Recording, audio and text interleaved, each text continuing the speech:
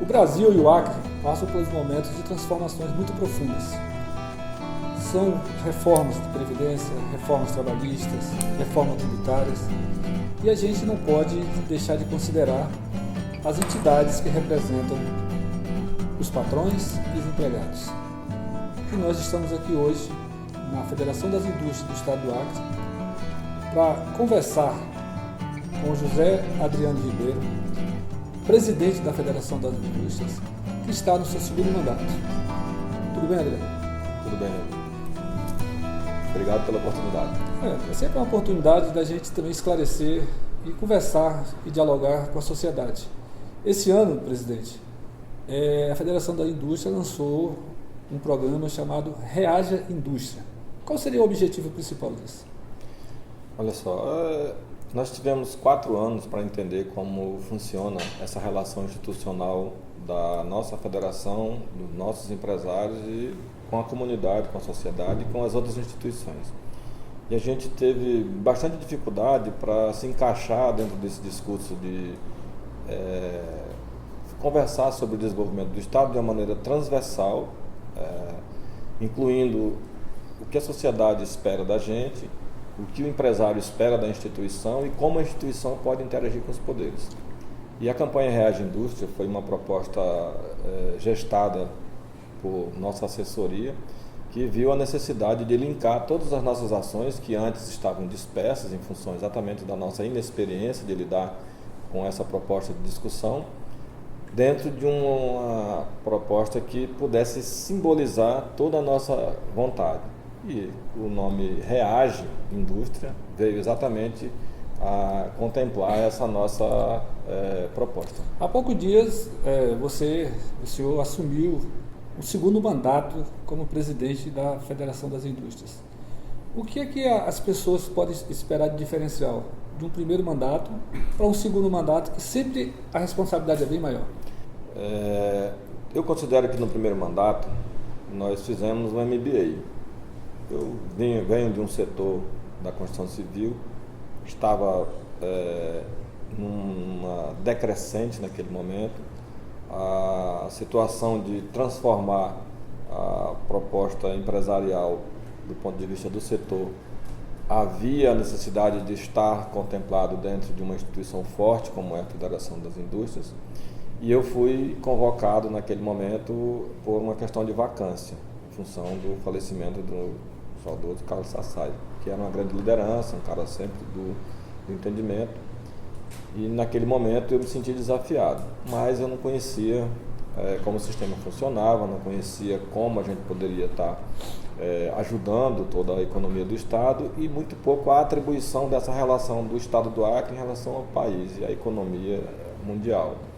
Para isso eu tive que ter tempo para entender como eu poderia fazer uso dessa ferramenta da maneira que eu, como um crítico dessa instituição no passado, agora com a condição de fazer diferente, não poderia seguir os passos das gestões anteriores, e que eu fui crítico em alguns momentos que se omitiam de determinados debates. Falando em debate, inclusive esse processo da sua segunda eleição foi muito conturbado. Hoje você está com tranquilidade para continuar trabalhando? Olha só, eu estava justamente me encaminhando para dizer que a minha postura enquanto presidente dessa instituição no primeiro mandato é que, infelizmente, acabou por ocasionar esse desentendimento com os ex-presidentes, porque eles todos ficaram contra a minha reeleição, porque independente do esforço que eu fiz com a nova diretoria, conduzindo a federação dentro desse nível de debate intenso, na transversalidade com todos os setores, de alguma forma eu incomodei a eles dentro da proposta que eles se colocavam de que a federação deveria ser menos politizada, né? E então, com certeza, desagradei os ex-presidentes. Então, por isso... Mas hoje você tem mais tranquilidade para continuar trabalhando? Tenho, porque eu, com a minha reeleição, isso consolida que a proposta que a gente iniciou na gestão anterior, ela é a mais aceita e é a que tem se mostrado a aproximação com o sindicato seria isso?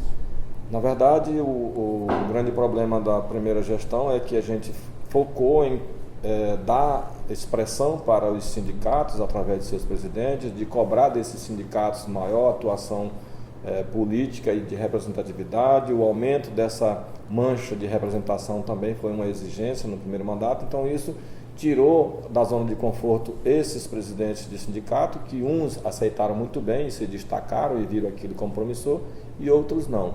Então isso desagrada quando você, de certa forma, obriga essas pessoas a sair da zona de conforto. Presidente, a luta pela industrialização do Acre, ela é constante. Ela passa governo, vem governo, os empreendedores também se esforçam. O que é que o senhor acha que realmente atrapalha a nossa industrialização ser mais forte no nosso estado? Bom, eu quero citar aqui uma frase que me motiva muito, que está na nossa página. A indústria é uma engrenagem que não para. Assim como o corpo humano todo dia se modifica, cada minuto a gente é uma pessoa diferente, há necessidade de que toda unidade federativa que pensa em industrializar seu estado tem que estar voltado para essa renovação permanente. Isso se faz através da impulsividade ou até mesmo da criatividade de quem está à frente de uma instituição como essa, que precisa incentivar que as empresas precisam estar pensando em inovação constantemente.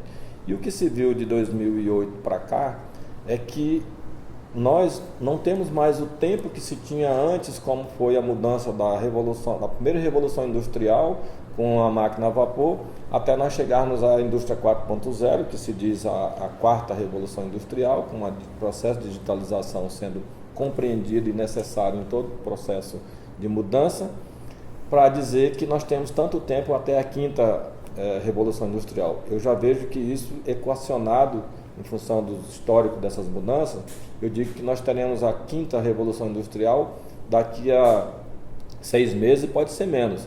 E como o estado do Acre pode se ver dentro desse processo de mudança? Eu vejo que nós estamos muito atrasados. Então, respondendo a sua pergunta, acredito que o modelo de desenvolvimento que o estado do Acre vem trabalhando há tanto tempo está ultrapassado. Os investimentos não podem ficar restritos a simplesmente a infraestrutura, que a gente sabe que é necessária, mas nós precisamos investir em inovação e tecnologia. E a melhor mensagem que se pode fazer para as pessoas, para a comunidade, para a sociedade, é através do estímulo desses jovens que estão nas academias, a eles se sentirem convocados a fazer parte dessa transformação através de investimentos na área de tecnologia e inovação. Mas recentemente o governador do estado foi à China, que é um país que tem se destacado exatamente por inovação e tecnologia, dizendo ele que iria trazer investimento de R$1 bilhão e 40 indústrias. Se isso realmente acontecer, não seria uma revolução?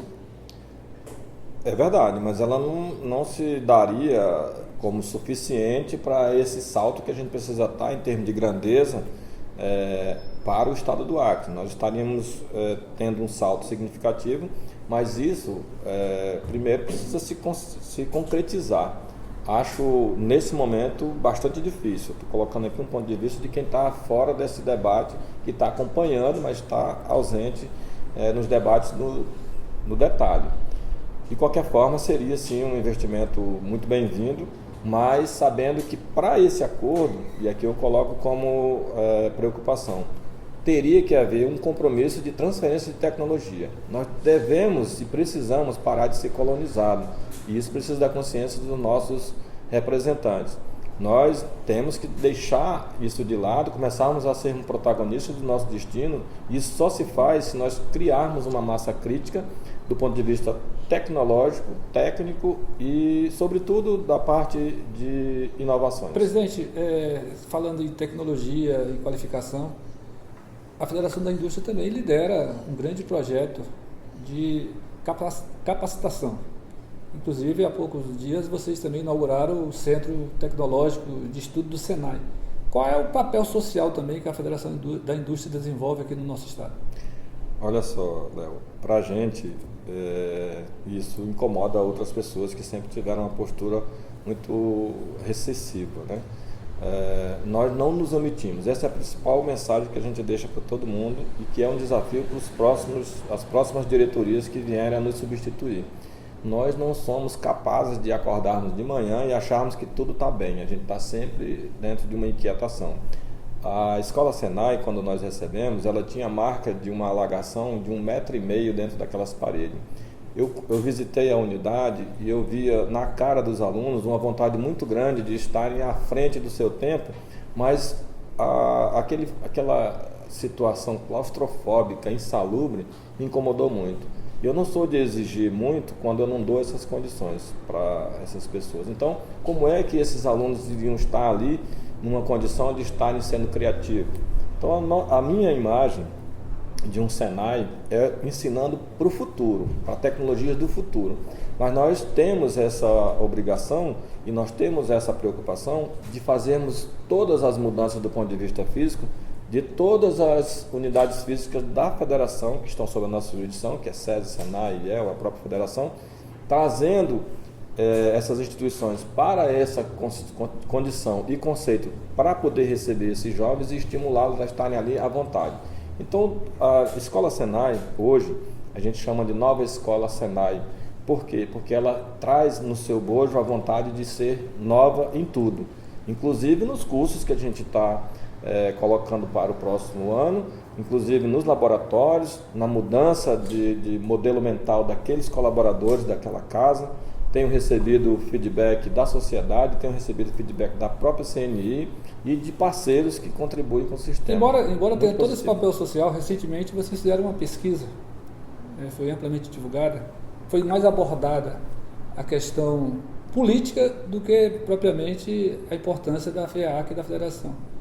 É tanto que a maioria da população não sabe o papel que a FEAC desenvolve. Qual seria a estratégia para a população saber mais o papel da indústria, embora também tivesse a pesquisa apontou que também as pessoas veem na indústria um canal de desenvolvimento. Pois é.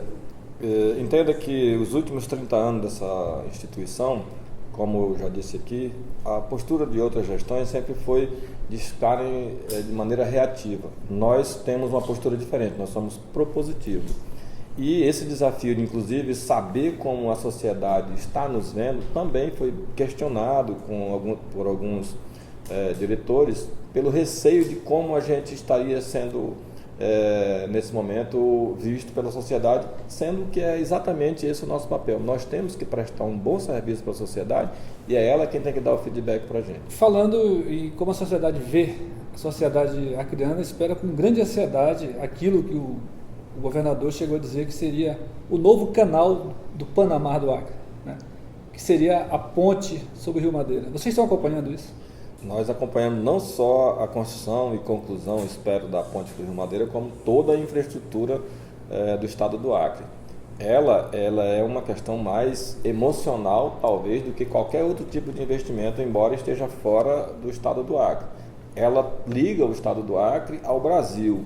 Ela não é uma ponte do Acre ou de Rondônia. Então isso está sim dentro da nosso campo de visão, mas não só a ponte do Madeira, como todas as propostas de desenvolvimento que estão inserindo qualquer tipo de alteração na logística desse estado, está dentro do nosso. Vocês vão fazer alguma fiscalização, algum acompanhamento na ponte do Madeira?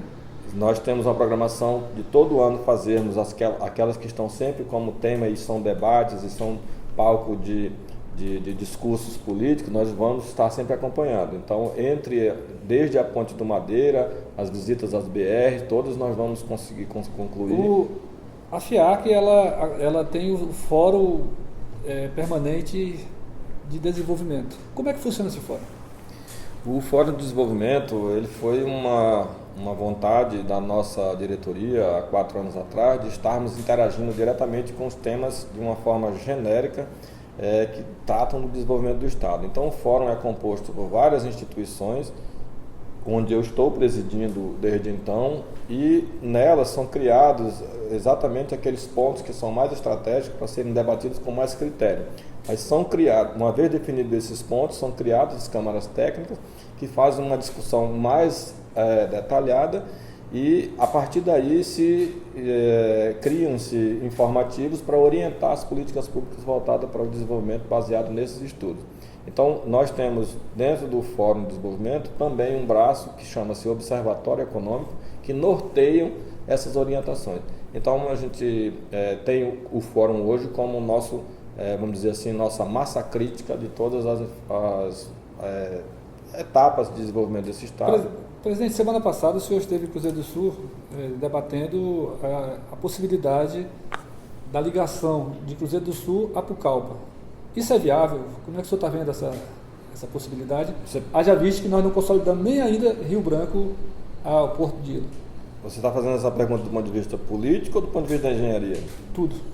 Bom, do ponto de vista da engenharia, tudo é possível. Se tiver vontade política, então a engenharia não vai ser problema. Do ponto de vista político, eu acho que é um grande desafio e que precisa ser dado cabo disso aí. Eu sei que já foram discutidos em gestões anteriores, nada mais natural do que se discutir também, uma proposta viável economicamente, viabiliza o governo do Estado, viabiliza o Estado do Acre e viabiliza a região norte como um todo. Ela vai dar, inclusive, motivos para que a BR-364 deixe de ser filho enjeitado do governo federal, porque ela vai viabilizar também economicamente aquela BR-364 que nós estamos sempre preocupados. Mas há um Peraí, eu tenho que terminar aqui. Do ponto de vista político, o desafio maior está em nós irmos até no detalhe de que quando se faz uma proposta como essa aqui, ela não pode parar no meio do caminho. Então, hoje a Federação das Indústrias está acompanhando e nós vamos cobrar assim que se vá até o final da Mas há um grande projeto também envolvendo a China, da ferrovia. Isso morre? Não, de maneira nenhuma. Nós estamos falando de trabalhar com os pés no chão nessa parte da proposta de ligação do estado de Ucaiali com o estado do Acre. E o que é pé no chão? É que nós precisamos abrir uma forma de nós nos comunicarmos e fazermos toda a nossa parte comercial inicialmente por uma estrada.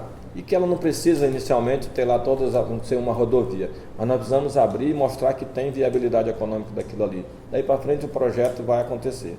Agora, olhando para a infraestrutura de alguma parte do Estado que foi iniciada e ainda não foi concluída, como você colocou, eu acho que isso aí é uma questão de definição e estratégia do governo que está no mandato.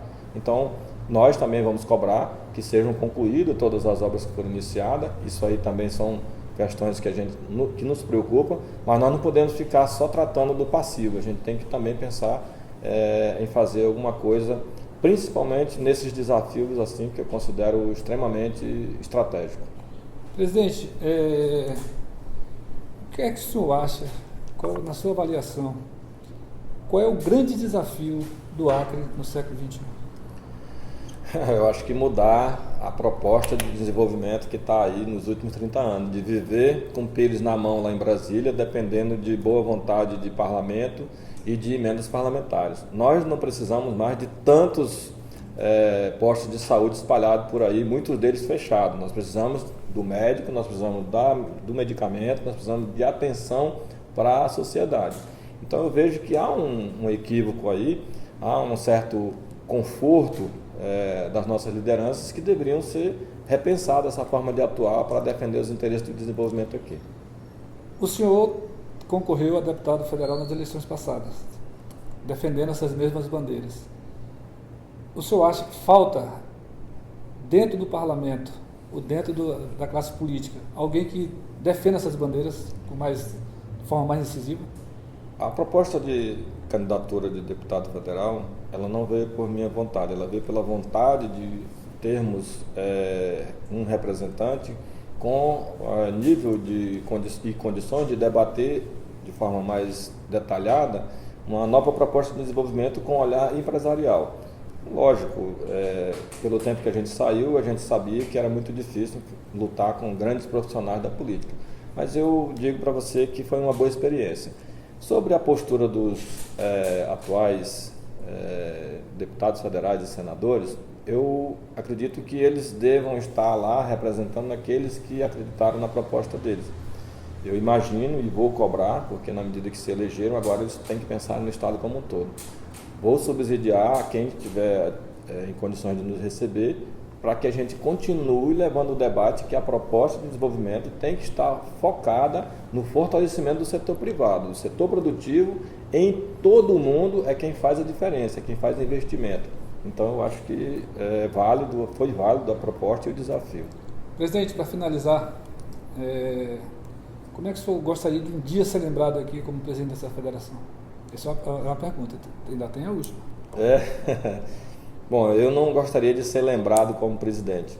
Eu gostaria de ser lembrado como instituição, né? Mas não pela pessoa, e sim pelas ações e pelo legado que essa diretoria pode deixar. A transformação da forma como se recebe, como se entrega as nossas demandas, é isso. Recentemente teve uma polêmica em rede social sobre as indústrias daqui e do Amazonas. O senhor, no seu café da manhã, come a bolacha Papaguara ou a Miragina? Eu como a bolacha Miragina. Presidente, muito obrigado pela acolhida, pela entrevista, pela boa conversa. É sempre um prazer, mas nosso tempo é curto. E a internet é o tempo dos ansiosos. E para você que nos acompanhou até agora, dê aquele likezinho aí, inscreva-se no canal e ative o sininho para receber a nossa notificação. Valeu! Obrigado.